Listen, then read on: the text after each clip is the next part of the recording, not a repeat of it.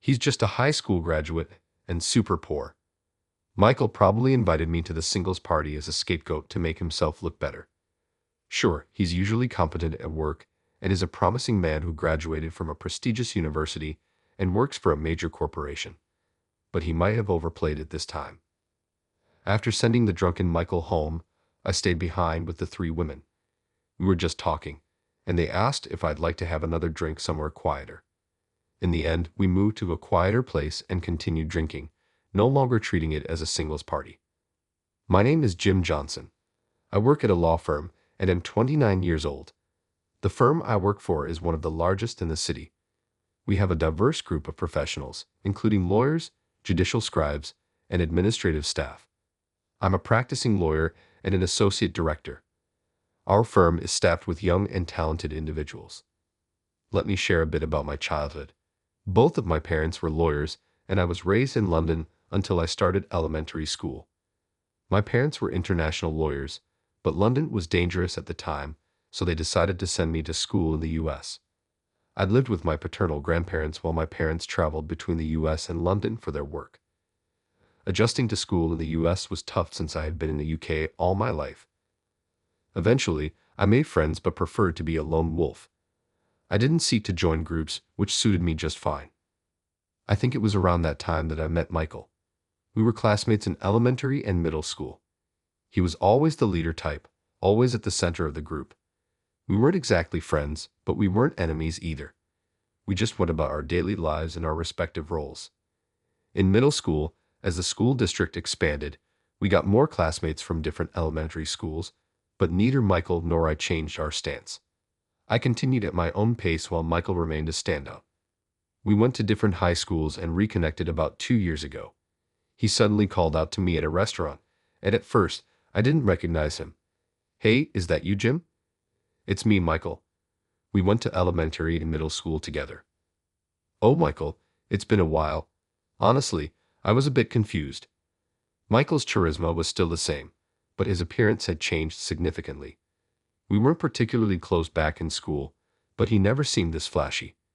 He still had a bright personality but was now dressed in obviously expensive branded suits and had an unnaturally perfect hairstyle. "Jim, what are you up to these days?" "I'm usually working at a law firm. How about you?" "I work for a trading company. They say I'm a rising star." "Wow, that's impressive." Michael is in the sales department at Young Trading Company, and according to him, he's highly regarded there. It was typical of Michael to brag like that. He sees himself, and others see him, as a successful guy. "Jim, you graduated from high school, right?" "What? I heard a rumor you graduated from high school and then moved away." "Well, I did move. His house and my grandparents' house, where I lived until high school, were in the same district, so he must have heard about the move. It was so typical of him to assume I only graduated high school. Because of that, I decided to just let it slide. After graduating from high school, I moved to the UK to join my parents and enrolled at Oxford University. Given that I have few friends in the US, not many people knew this about me. I juggled both Oxford and law school and, upon graduation, became a lawyer. With parents who were international lawyers, it was a natural path for me. Like my parents, I also became an international lawyer, worked in London for a few years, and then returned to the US when my current law firm offered me a position. The firm, although large, is relatively new. I joined as part of the founding team and was appointed deputy director, working alongside Mr. Anderson to expand our connections and build the firm to what it is today. A comprehensive legal office where legal issues can be handled in one place. We have attracted business without much advertising. Although I'm often interviewed, I prefer staying out of the spotlight, so not many people know my face. That's why Michael doesn't know my background. Michael's change wasn't just an appearance. He continued talking to me after our chance encounter. "Perfect timing, Jim. Are you free this Friday?" "Friday night? I think I am. What's up?" "There's a drinking party, or rather a networking event. Want to join?" "What kind of networking event?" "Well, to be honest, it's a singles party. We need one more guy." "I'm not really interested." "Come on, don't say that. It's at that Michelin star restaurant in the city that everyone's talking about. It's a rare opportunity. Michael still thought I was just a high school graduate. I had been to that restaurant several times for client meetings, but I pretended not to know. A singles party at such a famous restaurant.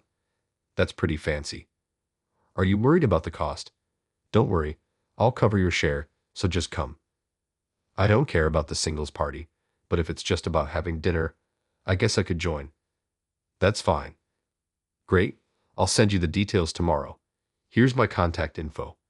Michael handed me his contact information and left. I've never voluntarily joined a singles party. In a way, it might be a rare experience, just as Michael said. As a lawyer, I'm comfortable talking to people, but this might be a unique chance to enjoy a Michelin-star dinner for free, so I decided to go with a light-hearted attitude. On Friday, I headed to the restaurant mentioned in Michael's message. After mentioning his name at the entrance, I was led to a private room.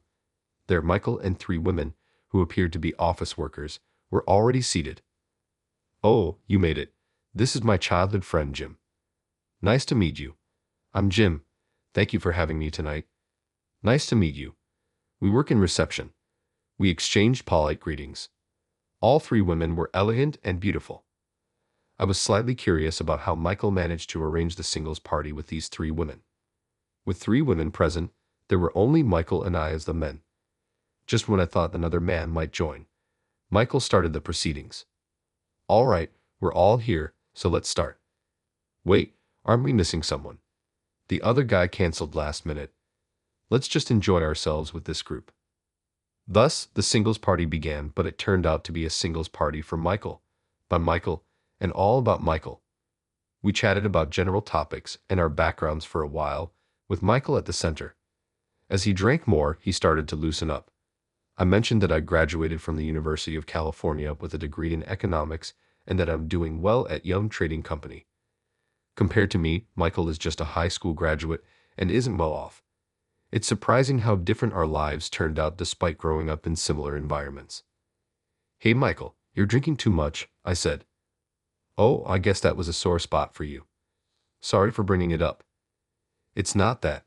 It's just ruining the mood. Everyone's having fun, aren't they?" Michael was lost in his own world, bragging about his background. The women seemed completely put off. Should I do something about this? But I was here because Michael invited me for dinner, so I didn't feel the need to put in extra effort.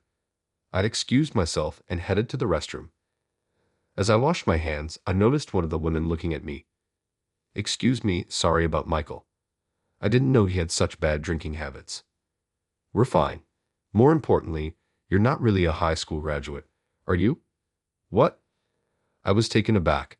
I hadn't shared my background or job with them, and as far as they knew, I was the high school graduate Michael had described. "How did you know? You don't recognize me, do you? This is our first meeting, right?" "Actually, I know you. I'm Jessica.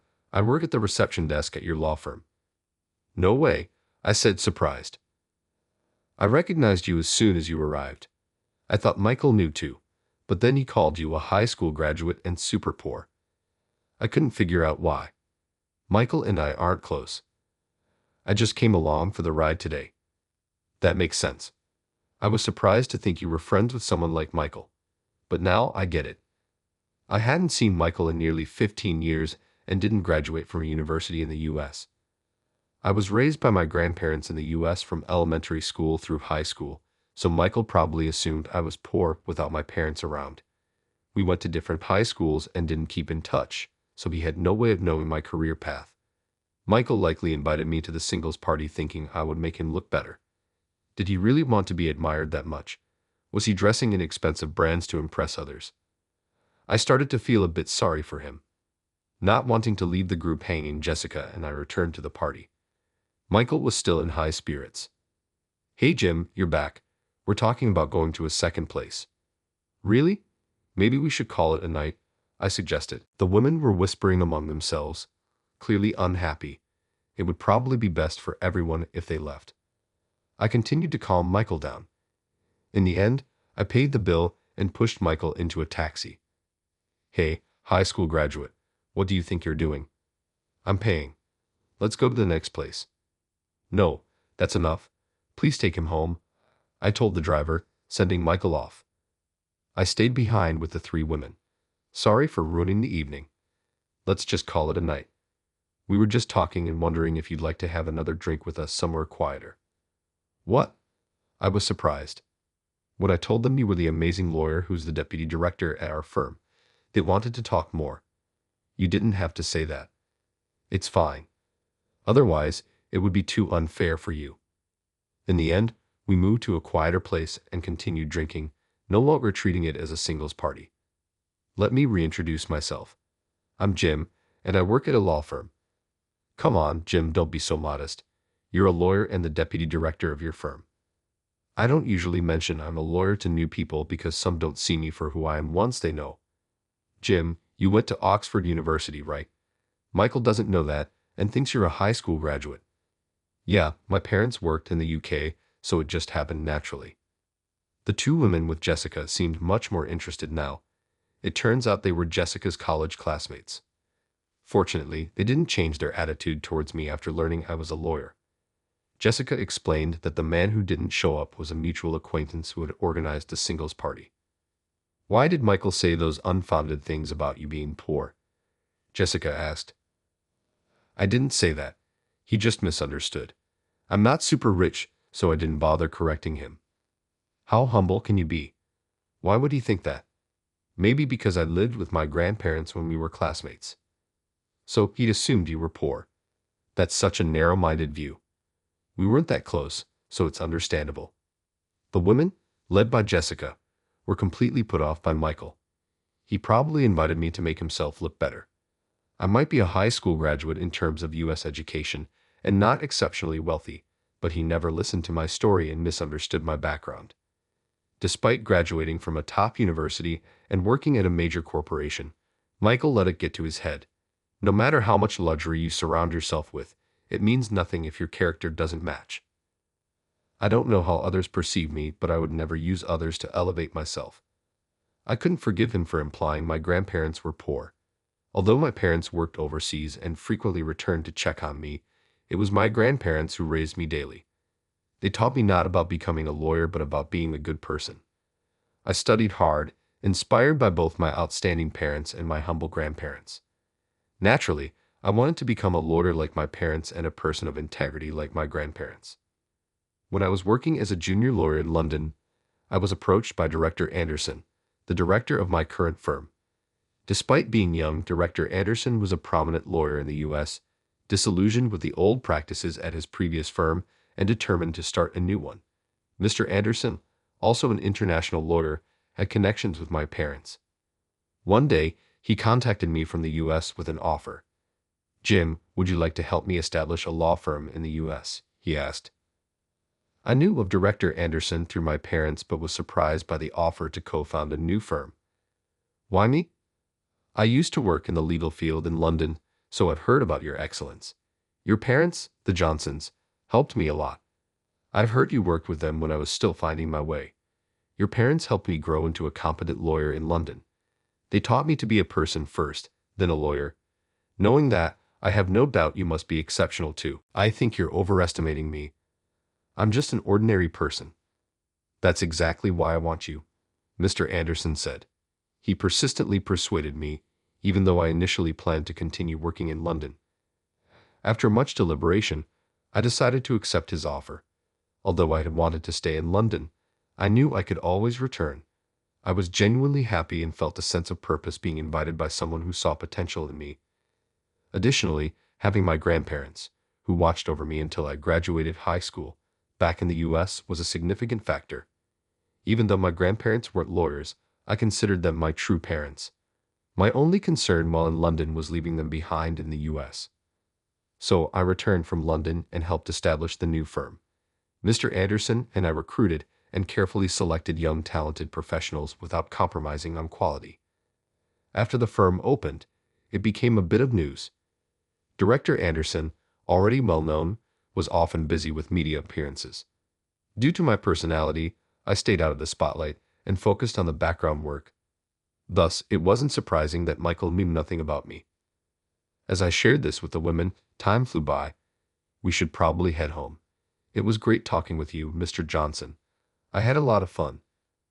Please just call me Jim. Let's skip the formal titles. But you are the deputy director. I'll make sure to tell Michael. There's no need. I doubt I'll see him again. No, I need to set the record straight. As we parted ways, Jessica spoke to me. Mr. Johnson, would you like to have dinner again sometime? I felt a connection with Jessica, having met her coincidentally despite working at the same firm, and accepted her invitation with a smile. It was clear she didn't ask me out because of my title. We exchanged contact information and went our separate ways that night. A few days later, I received a call from Michael. Jim, you're a lawyer? Yes, why didn't you tell me? I said I worked at a law firm. I thought you were a janitor or something. I always thought you were just a high school graduate raised by your grandparents. Well, I did live modestly. But it's all a lie. You're an Oxford graduate and a lawyer. I never lied, you just misunderstood. Unlike his confident demeanor when we reunited, Michael was now stumbling over his words. He must have learned the truth through Jessica. Whether I'm an Oxford graduate or a lawyer, I'm still just a classmate. This is why I usually don't talk much about my background. Some people see me differently once they know. Michael seemed completely intimidated by me now. Since then, he never invited me to another singles party. Around the same time Michael contacted me, Jessica also reached out. She wanted to discuss something over dinner, so we arranged to meet. I've been studying since last year. Studying? I want to become a lawyer. I started working at the firm to get closer to the legal field.